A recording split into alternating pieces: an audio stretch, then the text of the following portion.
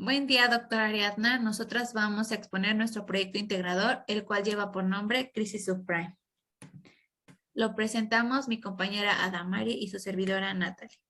Planteamiento del problema. ¿Qué fue la crisis subprime? ¿Qué la originó? ¿Hubo solución? Son interrogantes que discutiremos a lo largo de este proyecto. La crisis subprime fue un problema financiero en el año 2008. Tuvo sede en Estados Unidos, originada por un elevado crédito hipotecario en dicho país, pues hubo una disminución en las tasas de interés hipotecaria considerable, que hizo que los bancos sufrieran una crisis financiera. Justificación. Se eligió esta problemática porque además de ser un tema de interés y de gran relevancia financiera, implementó varias estrategias financieras para acabar con la crisis. Nuestro objetivo general es observar, analizar y estudiar cada causa que originó la crisis subprime, las consecuencias que éstas originaron y saber qué bases utilizaron para enfrentar este golpe financiero a uno de los países de primer mundo, como lo es Estados Unidos. Los objetivos específicos son implementar los conocimientos adquiridos a lo largo del curso, señalar las causas que originaron dicho problema, investigar las consecuencias que originó la crisis, hacer un análisis estudiantil y proponer una solución al problema, estudiar y comprender la solución que en ese tiempo los financieros y economistas le dieron.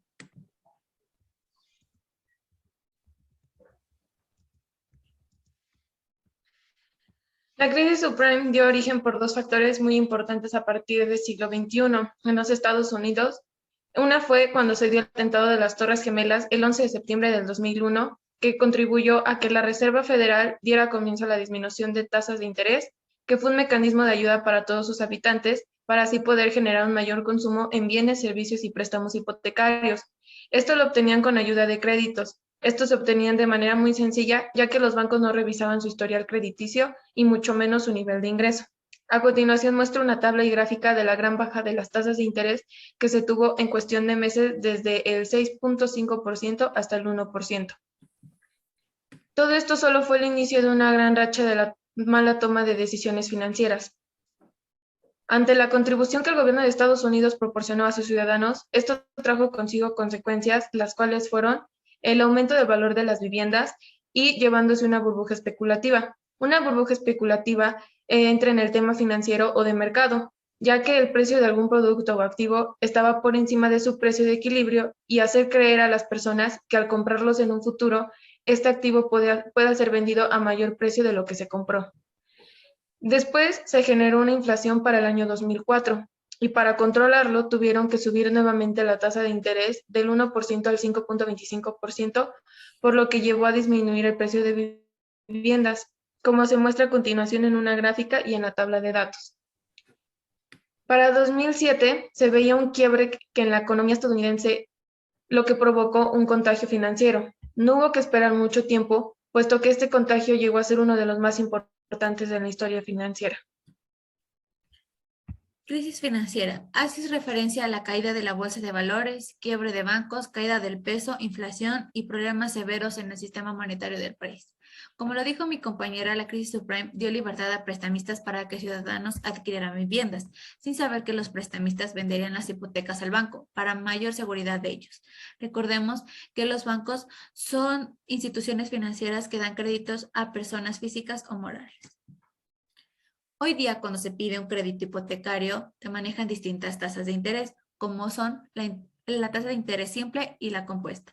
La tasa de interés simple es un porcentaje que se mantiene constante. En cambio, la tasa de interés compuesta se lleva a cabo sumando intereses más el capital, para que dicho resultado sea el nuevo capital.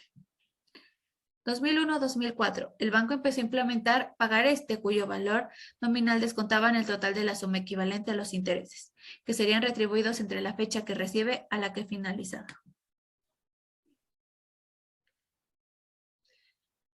Como se mencionó, las tasas de interés fueron aumentando de manera lenta y sin ser previstas. Por tal motivo, las instituciones financieras dieron inicio al incremento de su apalancamiento, trasladando su deuda al sector público.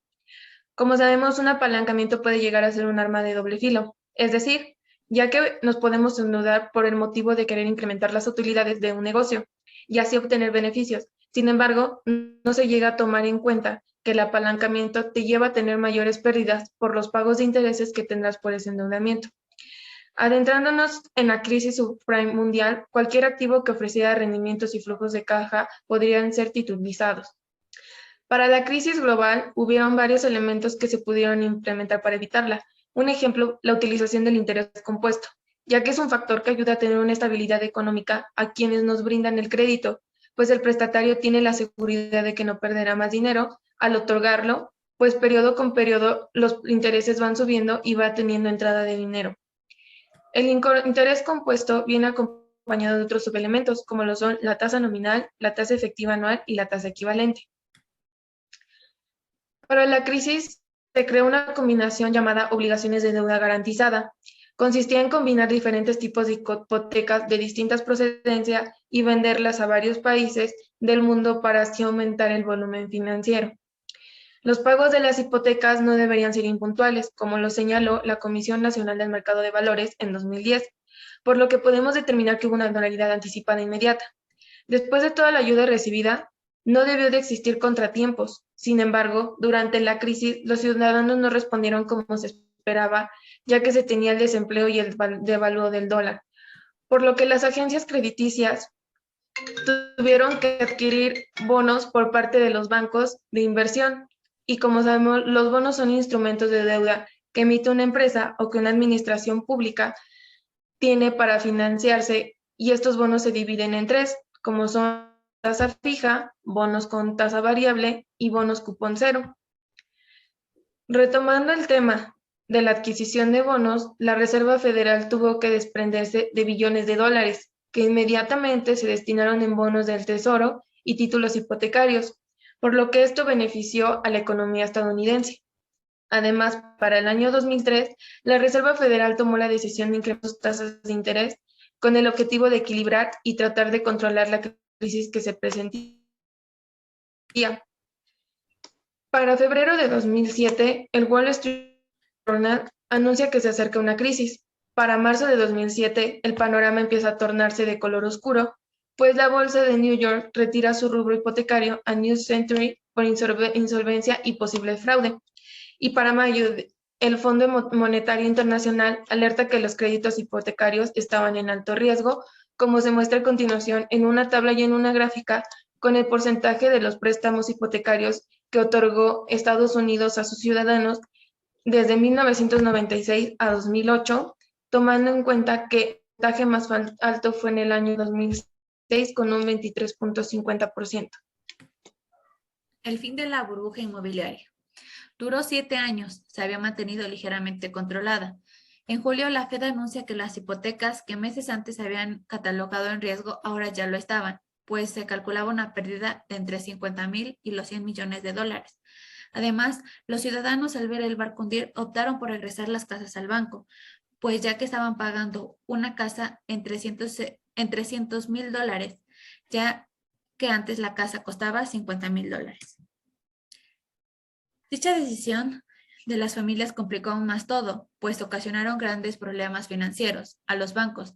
A esta situación se le llama default, pues de igual manera afectó el colapso de las carteras de portafolios de inversión a nivel global. Varias bolsas de valores de todo el mundo comenzaron a caer. El primero en caer fue el Banco Europeo.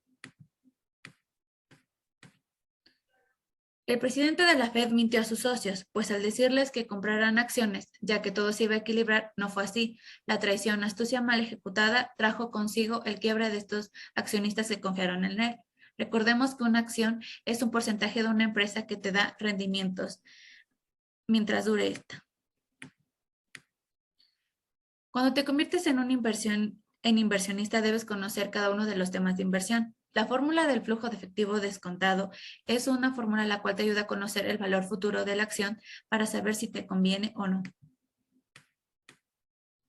El riesgo es un principal elemento que tuvo que ver en la crisis financiera, pues se define por ser la variabilidad de los posibles resultados en una inversión. Es medido por las pérdidas y la incertidumbre, por lo que representa todas las crisis financieras. Los bancos invierten en activos de alto riesgo, ya que es una alta rentabilidad, pero no funciona cuando hay activos tóxicos. Hay 3 perfiles de riesgo, el cual es perfil conservador, que se caracteriza por la aversión al riesgo, pero tiene los rendimientos seguros.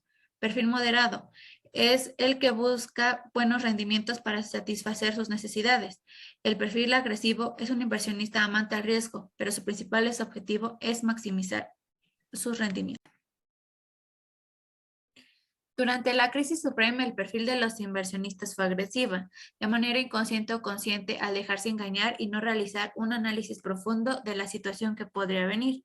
Un buen inversionista lo que debió hacer es medir el riesgo, pues con la ayuda de la probabilidad puedes calcular si el riesgo era inherente a esta situación y así saber que el 2008 no era un buen año para invertir.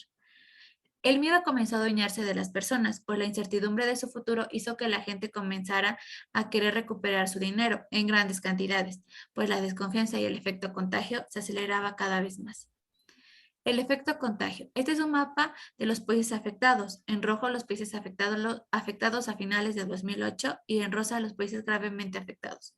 Esta crisis afectó a la bolsa de valores, por lo cual los economistas financieros, expertos y sobre todo los inversionistas debieron utilizar la beta, pues esta es una medida del riesgo que tiene cada activo del individuo cuando esta es añadida a una cartera diversificada.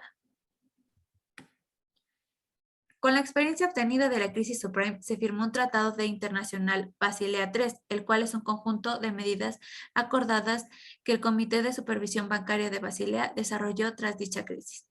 Basilea tiene como objetivo principal reforzar la regularización, supervisión y la gestión de riesgo de los bancos. Además de exigirle a los bancos 3 requisitos fundamentales, los cuales son aumentar el capital líquido mínimo, mantener una cantidad mínima de activos de alta liquidez, reducir el nivel de apalancamiento de los bancos. En conclusión, podemos decir que la crisis subprime, además de ser una crisis global, sí se pudo evitar, pues con una buena administración financiera, una precisa visión al futuro y sobre todo ética profesional, serían los elementos precisos para manejar cualquier situación que se presente. Posible solución. Tenemos dos posibles soluciones hipotéticas que podríamos dar. La primera, el gobierno inyecte una suma suficiente de capital con el fin de garantizar la operatividad de los bancos o bien evitar que los bancos se declararan en quiebra. La segunda, el gobierno subsidiaría las deudas de los ciudadanos con el banco, es decir, el ciudadano pagaría la mitad y el gobierno la otra mitad. Estas son nuestras dos posibles soluciones hipotéticas que pudieron darle a la crisis subprime. Gracias por su atención. Gracias por su atención.